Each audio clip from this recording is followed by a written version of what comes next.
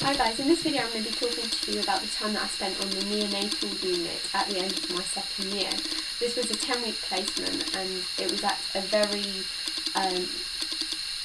high level intensive care setting, and it catered for newborn babies and premature babies. So we took babies that were 24 weeks and 500 gram babies, so they were very, very small. And so it was a very unique experience for me because obviously I've never seen babies that small. I've had no experience of premature babies, and going into that setting I was really nervous at what I would see, especially in being in an intensive care unit and being with the equipment and the very, very sick babies that I was going to be seeing there. So before I went there, I tried to do a bit of research as to kind of what I need to know about neonatal units, but I found kind of a lot of information about neonates, but I wasn't sure what was relevant and what wasn't, so I found it really hard to study for that. And so I'm going to be talking to you a little bit later about kind of what things that you should be studying while you're there, because I think that's really helpful, and I kind of wish I had someone that told me that.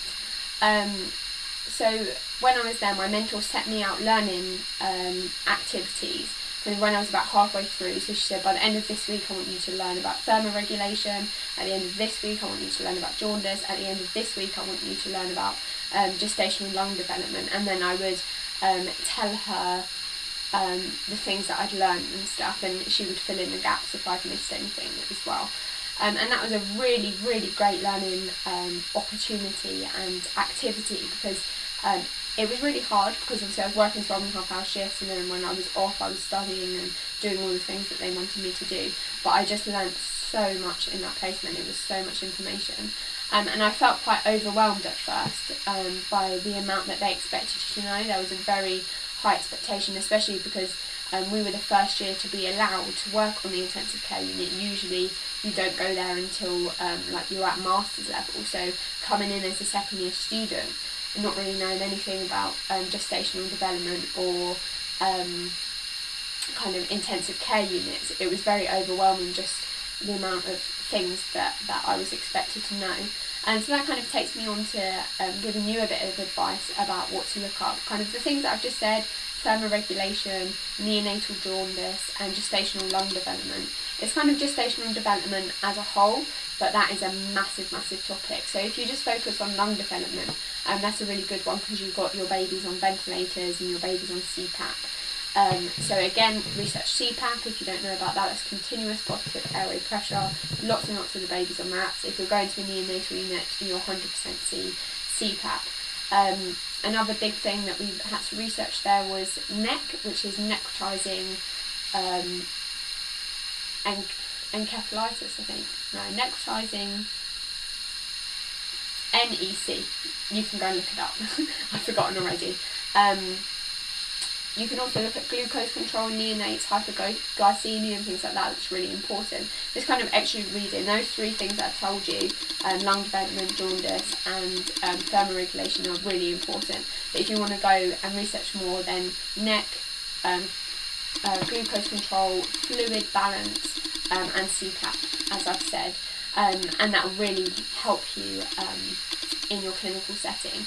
One of the really big things that I've learned that I'm going to do next year in placement is we have to call them 2 weeks before, introduce ourselves, say that we come in, are you expecting me, what time do you want me there, and get our shifts, ask any questions. And one of the things I've never done is ask, is there anything that I should be researching before coming into the placement that will help me? And I really wish I did that. Instead of kind of searching on the internet and being really vague about what I should do, I should have just asked them on the phone. So that's a really good kind of nursing student hint for you guys.